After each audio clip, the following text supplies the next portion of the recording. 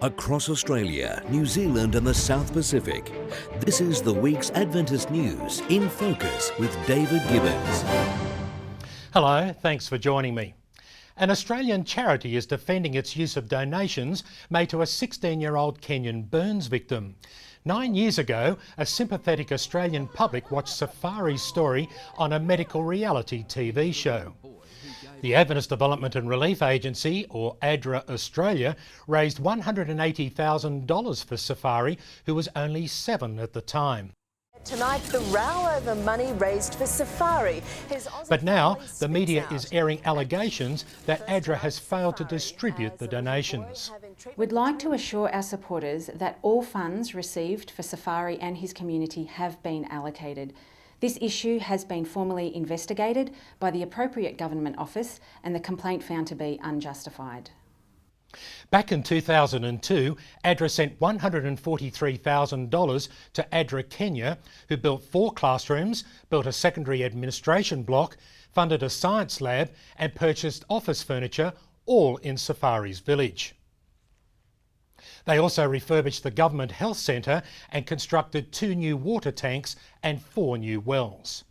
$26,000 was also used to help pay Safari's travel and living expenses.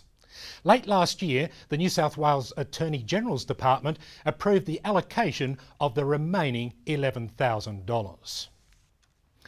ABC News reports that as many as 1,000 people have been left homeless after violent earthquakes and a 2.5 metre tsunami which slammed into the Solomon Islands. The island of Rendova in the Western Province is believed to be worst hit, with unconfirmed reports of an entire village swept away by landslides. No deaths or serious injuries have been reported.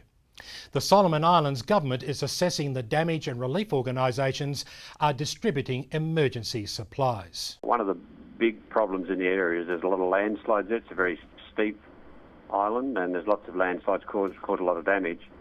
Well, the initial response that ADRA's involved in will be for a couple of weeks, and then we plan to remain there for up to 2 months.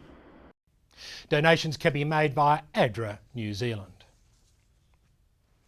Church leaders looking to modernise their worship facilities might want to think again. According to Christian Newswire, new research shows that while leaders are consistently pushing for more contemporary church facilities, the unchurched prefer traditional buildings. Some commentators suggest this is due to people remembering the churches of their childhood. But this does not explain why those unchurched people who never attended church also prefer traditional buildings. It will be interesting to see if building preferences change after spiritual seekers have settled into the life of their new church family.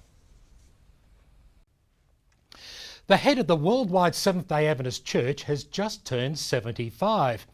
Norwegian-born Jan Paulsen has been in the role for nearly a decade and still appears to be going strong. Paulsen says he's seen the 16 million strong Adventist Church strengthen its focus on evangelism during his time as president. He also says he's seen a new openness in the church, a willingness to talk and face changes. Paulsen himself has exemplified this openness with his televised and unscripted Let's Talk forums with Adventist young people in different parts of the world. No retirement plans have been announced, but Paulsen's position will be voted on at June's General Conference session in Atlanta in the United States. Well, that's the news for this week. Thanks for joining me. I'm David Gibbons.